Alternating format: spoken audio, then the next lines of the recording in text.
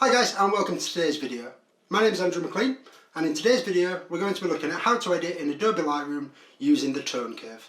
So we're going to be looking at what the tone curve is, where you find it, when to use it, and more importantly, how to use it. So without further ado, let's jump into Lightroom. Okay, so when we open up Adobe Lightroom, the tone curve panel is situated on the right hand side, directly underneath the basic adjustment panel. So if we close the basic adjustment panel, and you can see this is the tone curve here.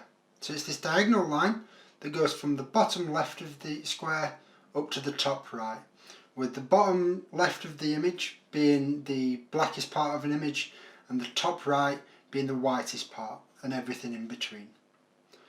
Now, although it does look intimidating, it can be really simple to use the tone curve while making a big impact to your images, because it allows you to finely adjust the light values of your image all the way from those darkest blacks through to the brightest of whites, along with these shadows, midtones and highlights as well.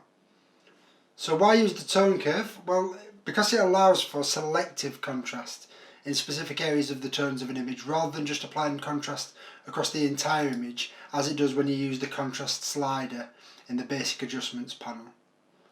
Also, it allows you to use colour channels to adjust specific areas of specific colours, unlike the HSL tabs, which apply changes to the entire tonal range of each colour. However, that's not something that we're going to go into today. Today we're just going to look at the actual RGB channel rather than the red, green and blue individually. We'll leave that for another video. Now, the image that you can see on the screen here is just simply a linear gradient going all the way from complete black through to complete white and everything in between. And we're going to use this to show how the tone curve works. So if we click on the top right of the tone curve that represents the whitest part of an image and drag that all the way down, you'll see as it comes down it takes the image to complete black. And if you take it back up, it goes back to as it was. If you then do the opposite, so take the bottom left and drag that up, it does the complete opposite and creates an all white image because it's removing any black, any shadows, any midtones or highlights from the image. So if we take that back down, that's using each end of the gradient.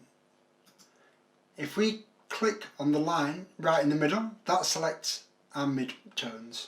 So if we drag this down, you can see it goes darker, and drag it up, it goes brighter.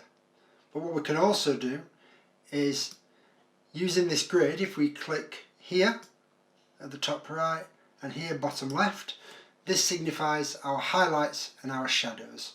And we can drag any one of these points to apply that specific contrast rather than across the entire image. So we can simply adjust the highlights, adjust just the midtones, or just the shadows, or a combination of them all. And that is something that's called an S-curve.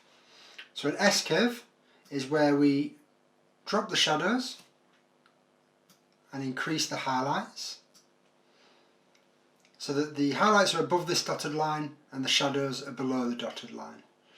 And what we'll do now is have a look at the impact that that has on an actual image. So here we've got 4 images to go through. So I'll just cycle through these now so you can see, and these are just raw files exactly as they've come out of camera, so there's not been any editing done to these whatsoever. So if we go to this first one of Jonathan, and all we're going to do is exactly what we've just done a moment ago. So we're going to put our 3 marks on, we're going to take the highlights up, bring the shadows down, and there you can see already where that contrast has been added. So if we take this off, put it back on again, you can see the difference. And then we'll just copy this. So we're just copying the tone curve, nothing else. And then apply it to the next image, so this one of Sammy. And then to the next one. And then again. So we're going to cycle through these images now. So this is just with the tone curve added. So we've not done any other adjustments whatsoever. But just by putting that tone curve in, it gives you a fantastic starting block for you to do the rest of your edit. So we'll have a look at these with and without.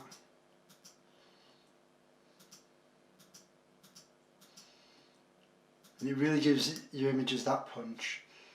Now obviously you can play about with it, you can make it less pronounced, you can make it more pronounced,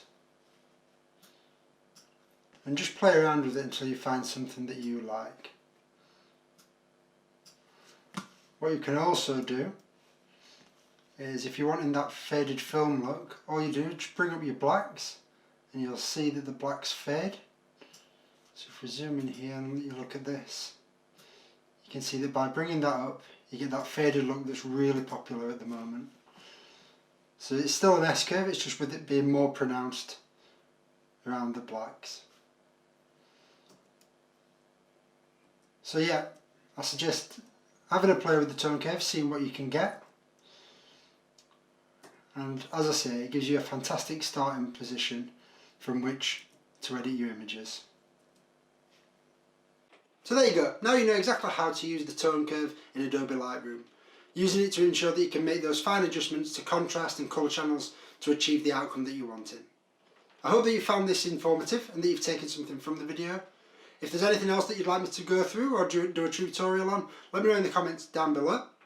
Like this video if you have done, share it if you think that somebody else may find it useful, subscribe if you haven't already, and as always, I'll see you in the next video.